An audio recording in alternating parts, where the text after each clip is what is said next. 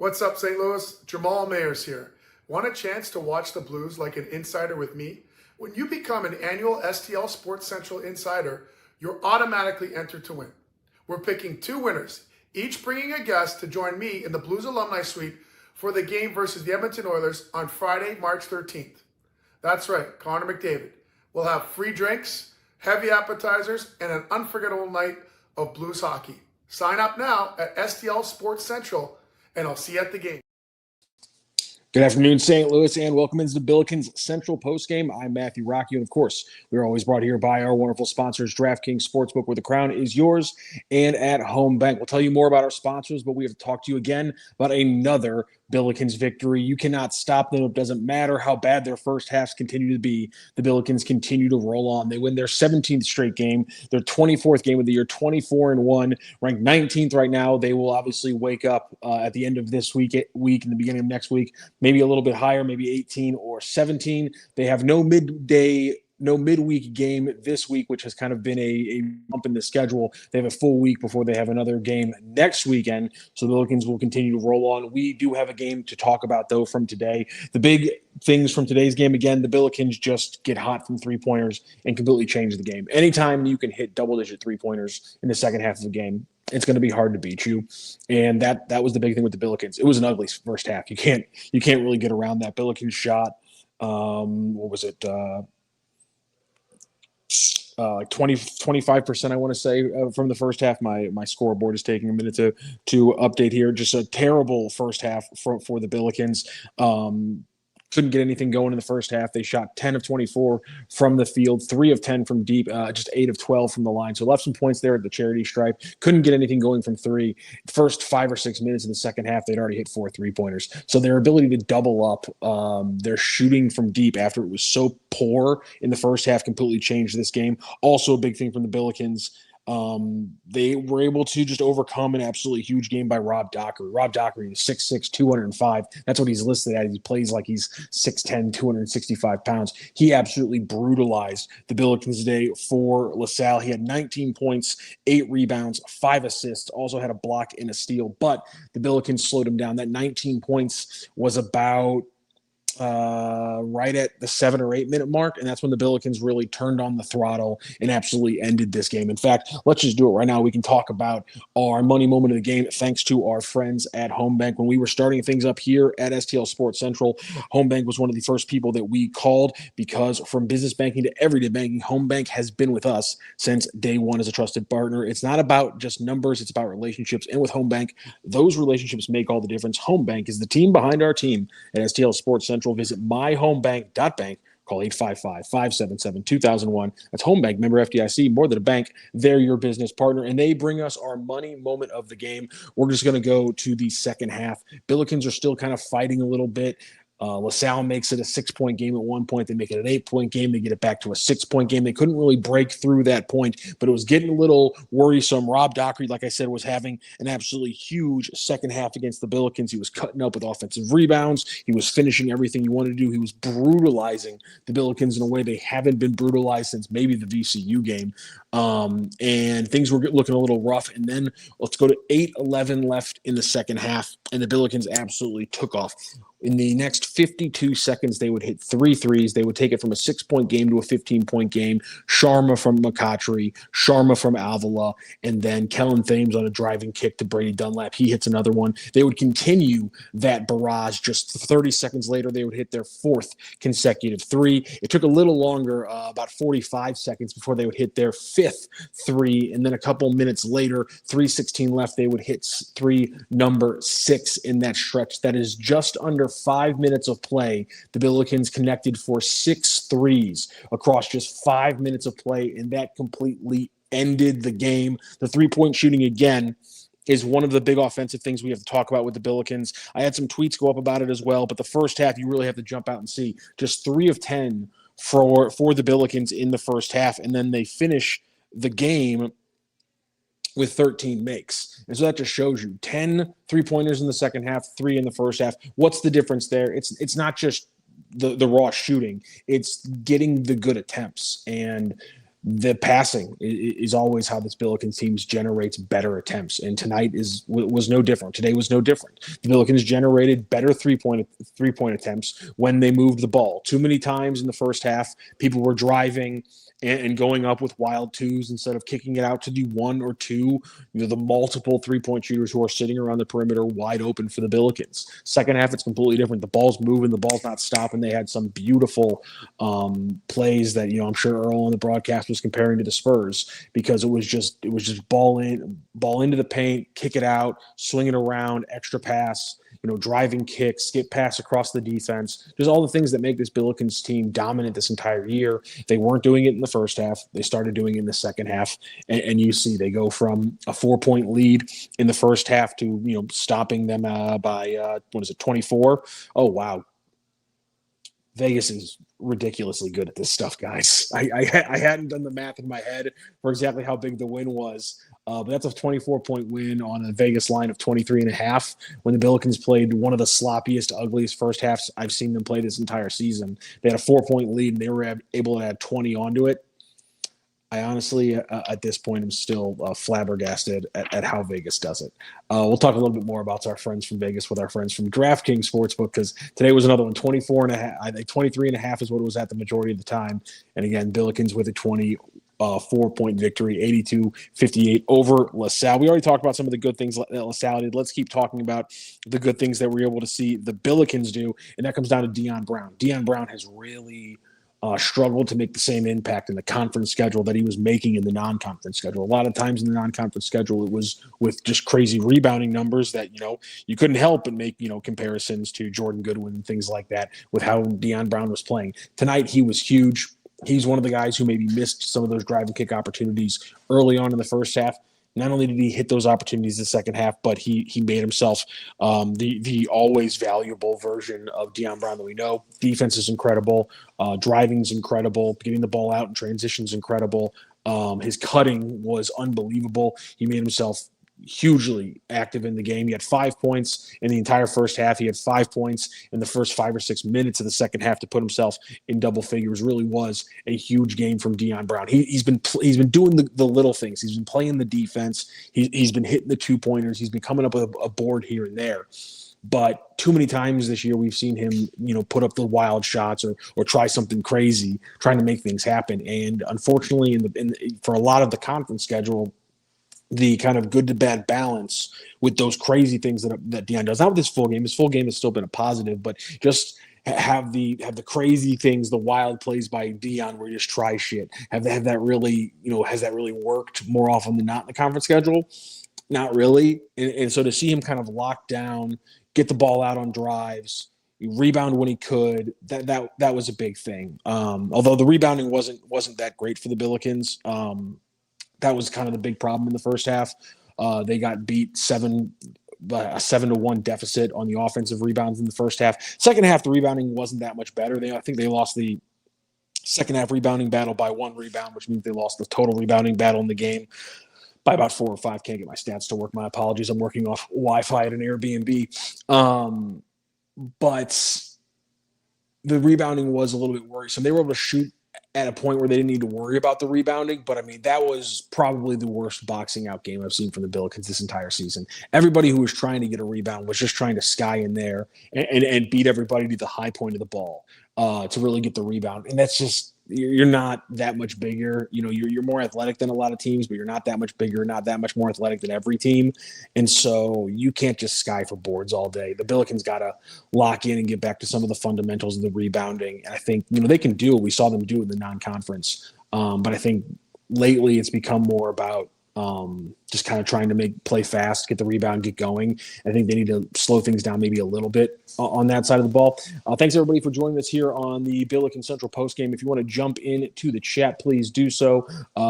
Comments, questions, anything like that. It's just me solo here for about 10, 20 more minutes. Depends on how long you guys want us to go here. I am not live at Chaffetz right now. Rammer and Earl are on the broadcast. Obviously, I'm sure they're going to be talking to shirts. Completely understand if you're listening to that. We're going to stay here, though, and chat it around for another 10, 15 minutes, tell you about our good friends at DraftKings, because we got a big game coming up tomorrow that I can't wait to watch, and I already have a little scratch on as well. Let's go to James Hoffman here in the chat. Says something that our two players with the highest three-point percentage go 1 for 5 each. That's Robbie and Trey, and we still win by 24. Just so many different players can lead the way.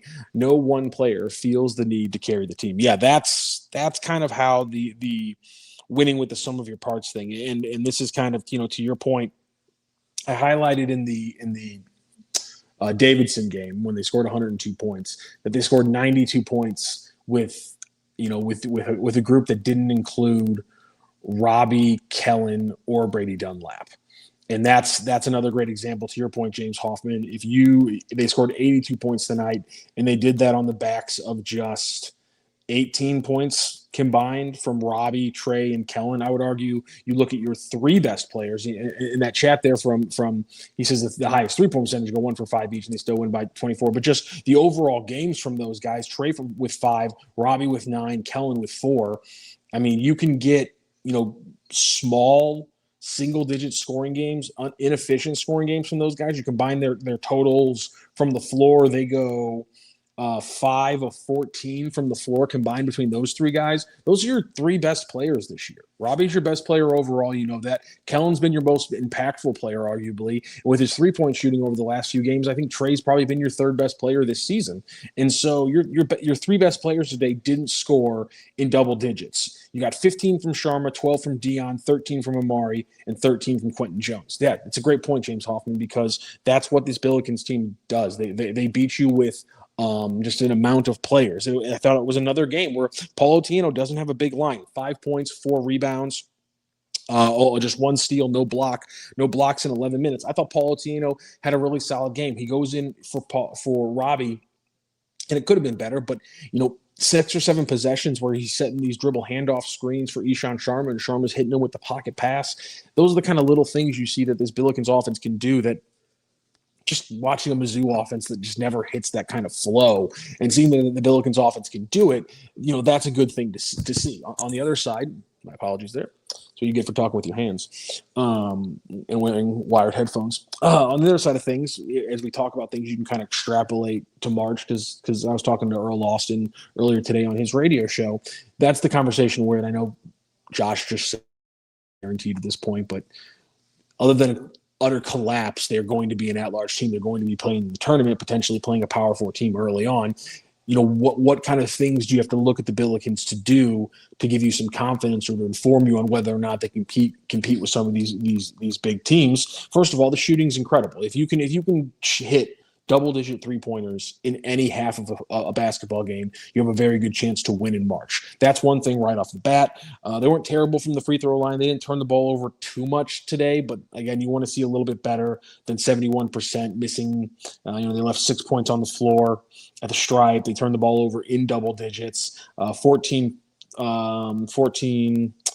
fouls isn't terrible for the Billikens. They usually overfoul like crazy.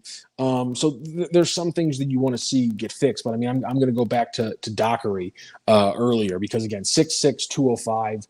But he was kind of like Amari is on the Billikens, where he's 6'6", 200-something pounds, and he's just stronger than everybody out there. But Dockery was even stronger than Amari McCotchery. He was just beating the living crap out of the Billikens. He was beating him on the line. He was throwing him off him for drives.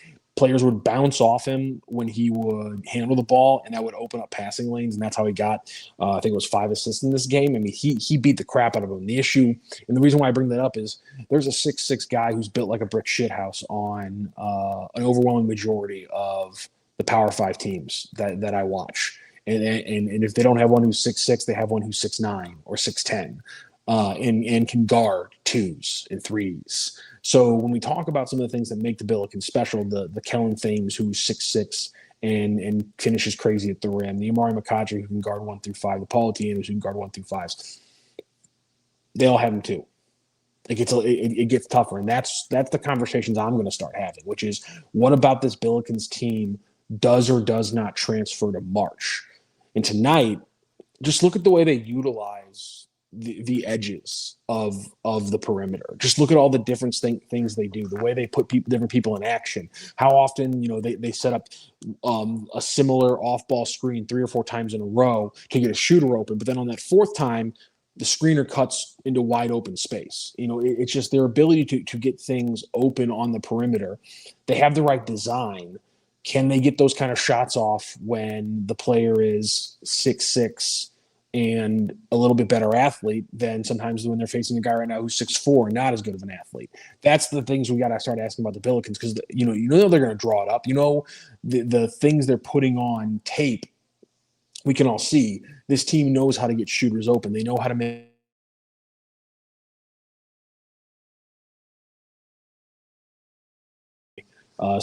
video went down for a minute here. I apologize for the internet connection. We know that Ishan Sharma and that they're going to get the ball in his hands. We know they're going to get Trey Green the ball in his hands. And it doesn't matter if they have screens going around Trey Green. He creates shots. The 1-3 he made, I know he had a down game with only 5 points, but that 1-3 that Trey Green made was absolutely ridiculous, where he's dancing in the corner. The ability to hit that three is one thing. The ability to have the ball handling, to handle the ball just below the break like that when you're dealing with limited space, that kind of stuff's nuts. How much of these things that we're seeing with the Billikens right now are going to transfer into the second round or even the second weekend of the NCAA tournament? How they got beat on the glass today, that's something that will negatively transfer, I think, to a second round matchup or a second weekend matchup. So they got to figure that out. That's why I was talking about the boxing out earlier. At the same time, Robbie Avila continues to show that he's a dominant playmaking big. We already know this, but he had some issues last year as a playmaker and as an efficient playmaker. And this tonight, 2 early turnovers. Then he goes off for 5 assists before his next turnover. Wasn't as effective as a playmaker in the second half because he didn't need to be. Picked up another few assists, had a couple turnovers as well. But the offense didn't need to rotate him around him when it was struggling like it was in the first half. But again, things that need to transfer to March. Robbie being able to buoy this team across a 4 or 5 minute stretch. Robbie being able to be the best player on the floor for this team when they're hitting 30% from deep and 30% from the field like that. Those are the kind of things that can they do that against better teams than how they're seeing now. And it's hard to grade those things. What do you do with a 20 point plus half against LaSalle? You take the 3-point shooting, you lock that away, you criticize the living hell out of the defense. But it's tough sometimes to figure out which kind of these things are going to be transferable against superior athletes. I think I just keep going back to the GW game. What is a team that has that amount of length and that amount of athleticism do to the Billikens, and what can the Billikens do to a team like that? That's something I keep coming down to. And all my questions for the next couple of months are just going to be, how does this stuff transfer, or how does this stuff get us to March? How does it play in March when they're going up against, not the Arizonas and the UConns, because that's a completely different conversation I don't want to have. But when they're going up against those mid-teens squads that are ahead of them right now, can they keep getting these 3-point looks, or do they have to go in their bag for something else? Something tonight I already mentioned was like Ishan Sharma dropping off all those pocket passes to Paul Etienne on the dribble handoff, kind of pick and rolls. Is that even open against a good SEC team? Or is that kind of one of those things like in football we talk about where the window closes? Or is that something where the window's never even open for that pass? It's just those are the things I'm starting to think about as we watch the Billikens at times struggle in these first halves that they have. I guess 4 of the last 6 games have really been rough first halves. Let's talk a little bit about our friends at DraftKings Sportsbook. The crown is yours, guys. It's the Super Bowl, and it's the big game, and that's just going to be a lot of fun. And an official betting partner of the big game is our friends over at DraftKings Sportsbook. And I'll tell you what, guys, I've already talked about the one big prop bet I have out there. It's Travion Henderson. I did the ladder. I got him from 15 yards all the way up to about 60 yards because that's the play I have. That's where I think we're going to see big things happening with Henderson. I could be wrong. It could be they could be rolling with their other running back. But, hey, you take a risk a little bit every once in a while, but hey, that's the point of the ladder. Is if he gets a couple yards, all I need is one big play. He'll hit the 15-plus yards. But they do keep on rolling with Henderson throughout the game. He gets going. He gets that 60-plus yards. Again, we're turning 30 overall on all these little ladder prop bets on his alternate rushing yard spreads. We're turning about 30 into about 110, 118 or so. Super Bowl 60 deserves. Sportsbook built for the moment, and DraftKings Sportsbook is an official betting partner of Super Bowl 60, and it puts you right in the center of the biggest game of the year. When you bet with DraftKings, anything can happen, and thanks to that, they have your early exit. Anything can happen in a football game. They have your early exit. That means that if a player goes down in the first half, like, hey, a certain Patriots running back, you still get paid in cash immediately once your bet settles. No bonus bets, no waiting. Again, I'm rolling with the running backs for the Patriots. I think that how they're going to get yards. It's a dangerous, dangerous pass defense for the Seattle Seahawks. Really, Matthew Stafford was the only quarterback who was able to get consistent results against this Patriots defense. Maybe you think Drake May should have won the MVP, so maybe you think Drake May can also get yardage against this Seahawks defense. If so, go with a passing prop on DraftKings Sportsbook. And if you're new to DraftKings, new customers can bet just $5 and get $300 in bonus bets if your bet wins. Just download the DraftKings Sportsbook app now and use code STL Sports. That's code STL Sports right there on your screen to turn $5 into $300 in bonus bets if your draft wins, if your bet wins, in partnership with DraftKings, where the crown is yours. Gambling problem? Call 1-800-GAMBLER. 21 plus, physically present in Missouri. Eligibility and restrictions apply. Bet must win to receive bonus bets, which expire in 7 days. Minimum odds required. For additional terms and responsible gaming resources, see dkng.co/audio. Limited gambling problem? Call 1-800-GAMBLER. 21 plus, physically present in Missouri. Eligibility and restrictions apply. Bet must win to receive bonus bets, which expire in 7 days. Minimum odds required. For additional terms and responsible gaming resources, see dkng.co/audio. All right, I'm not sure I played, but anyway, bet with our friends at Draft.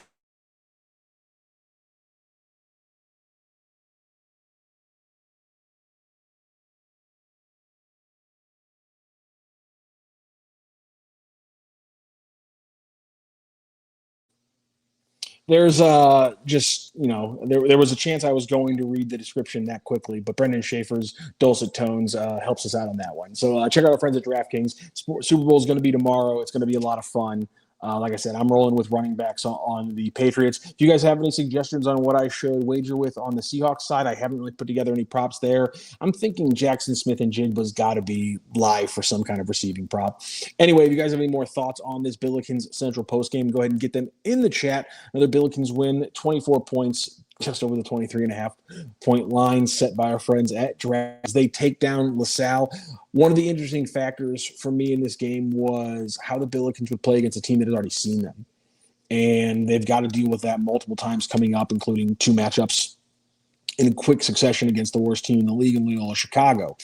I think it's going to be interesting to see what Josh Schertz has to say in the postgame, because I think it's pretty clear that LaSalle had some things figured out in the first half that the Billikens put on tape in that previous matchup, the 12-point victory for the Billikens, and LaSalle figured some things out. I also think LaSalle, like a couple of teams the Billikens have faced the last 2 years, just had a strategy where it was play the most physical game you can until the refs stop us from being able to play that physical of a game. And the refs were not going to stop LaSalle from playing their physical game in the first half.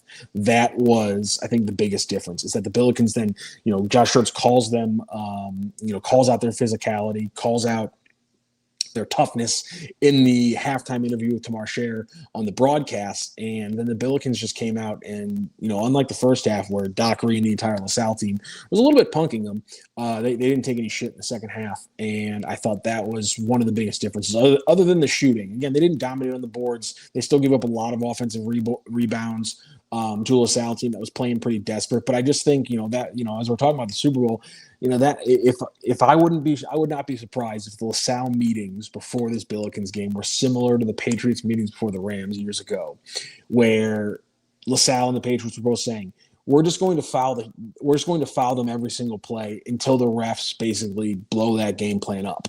And if they don't blow that game plan up, we have a chance of mucking this game up that we can win. And LaSalle tried that in the first half and were pretty successful. 4-point deficit against the Billikens this season is a success for any team who's able to pull it off. I just think in the second half, you can muck it up as much as you want with the Billikens if the Billikens aren't playing their game. And in the first half, they weren't passing the ball early. Like I said, they only had 10 3-point attempts. They were getting into the paint plenty. They got to the line 12 times. It's a really high number for them in one half. They get to the line 12 times. They get 14 points in the paint. They scored, 33 or something like that in the first half. So we're talking, the overwhelming majority of their points coming from getting into the paint. They just weren't passing the ball. They weren't kicking it out. What do you see in the second half? Moving the ball. The ball's getting spread out. Extra passes on the perimeter. Guys are entering it in the post, kicking back out to the paint. Then they're recycling it to the other side, going back into the paint, coming back out to the post, from the post again to the three-point. Bang, it's open. The passing was the difference with this team. When they move the ball, you can't stop this offense. And that's something I legitimately think, as we go back to the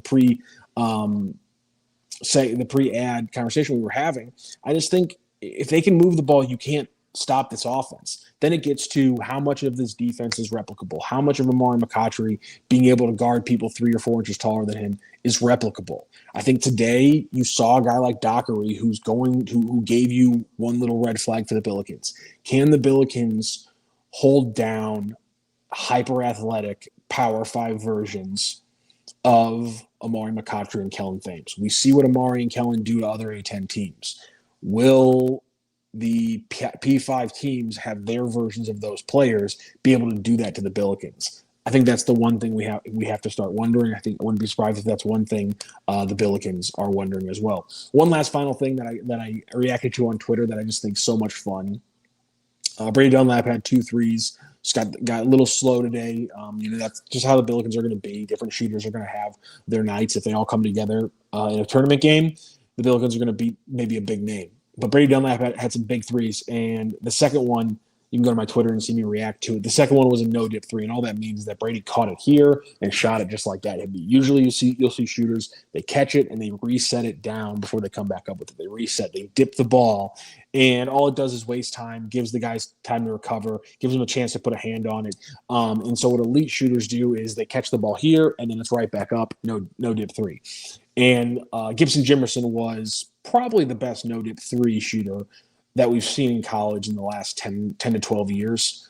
And Zach Bovair, the assistant coach for the Billikens, is a huge fan of Gibson Jimerson, an even bigger fan of Gibson Jimerson's no-dip 3s. So to see Brady Dunlap pull that out today, that him, Trey, Eshawn Hall all have that in there. Trey's more of an off-the-dribble shooter, but as just a catch-and-shoot shooter, at least Brady and Eshawn have that ability. And to watch Brady Dunlap do that after his big week last week with the 6 3-pointers, it shows a guy who's growing. Ishan Sharma's the pocket passes I've mentioned a couple times tonight shows he's growing. Robbie Avila continues to be an elite passer from down low, and the shooting at any point can give them double-digit 3-pointers in a single half. And anytime you can get 30 points from just 3-pointers, things are doing well, because all you need to do is find 10 or 12 points elsewhere. You're scoring 80 points, and usually when the Billikens score 80 points, they're fine.